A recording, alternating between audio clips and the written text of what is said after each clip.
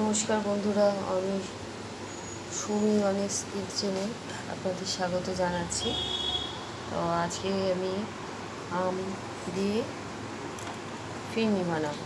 আম আর দুধ, এদিকে একটু চালের গুঁড়ো নিয়েছি, এখানে চিনি আর এলাচ গুঁড়ো করে নিয়েছি, একটা মিল্ক পাউডার নিয়েছি, আর এইদিকে নিয়েছি 1 প্যাকেট দুধ। এবার এই আমগুলো এর মধ্যে দিয়ে দেব।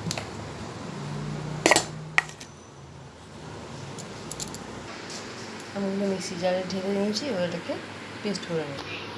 এর মধ্যে একটু সামান্য ঘি দিয়ে দেবো, যাতে এটা ভালো করে মেল্ট হয় এবং সুন্দর একটা গন্ধ হয়। এবার গোবিন্দভোগ চালটা ভিজিয়ে রেখেছিলাম সেটা এর মধ্যে দিয়ে দিলাম, এটাকে পেস্ট করব। এইবার এটার মধ্যে গুঁড়ো দুধ দিয়ে দিলাম, দিয়ে এগুলো নাড়াচাড়া করবো, এর সাথে পুরো মিশিয়ে নেব। এবার এটার মধ্যে এই চালের গুঁড়োটা দিয়ে দেবো, দিয়ে এটা এবার নাড়াচাড়া করবো। এবার এটার মধ্যে অল্প করে দুধগুলো দেবো, অল্প করে দিয়ে নাড়াচাড়া করবো, একেবারে দেবো না।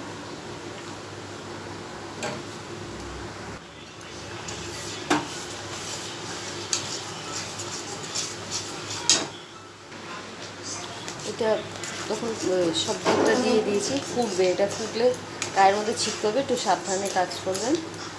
এটা ফুটছে তো, এটা পুরো এরকম করে নামিয়ে নেব, তারপরে এটাকে ঠান্ডা করব। এটা নামিয়ে আবার ঠান্ডা করে নিচ্ছি, তারপরে আবার মিক্সি জার দিয়ে এটাকে আবার পেস্ট করব। এটা ঠান্ডা করে আবার মিক্সিতে দিলাম, কিছুটা পেস্ট করেছি আর কিছুটা কাজু ছড়িয়ে দিয়েছি, আবার এটা পেস্ট করে তারপর ওটা ঢেলে দেখুন, এটার মধ্যে পুরো ঢেলে দিয়েছি আর উপরে কাজু ছড়িয়ে দিয়েছি। এটা আমার পুরো সেট হয়ে হবে, মানে এটা এখন আমি এর মধ্যে ঢেলে একটা ফয়েল পেপার দিয়ে এটা ঢেকে দেবো, আর এটা ডিপ ফ্রিজের মধ্যে রেখে দেবো। পরে এটা আমরা 3-4 ঘন্টা, 4-5 ঘন্টার পরে আমি এটা বের করে এটা ঠান্ডা ঠান্ডা আপনাকে সার্ভ করবো। খেতে খুব ভালো লাগবে, কিছুটা আইসক্রিমের মতো খেতে হবে টেস্ট।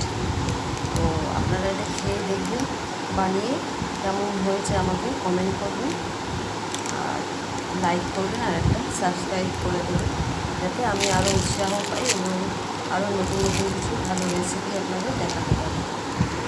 ধন্যবাদ, থ্যাংক ইউ।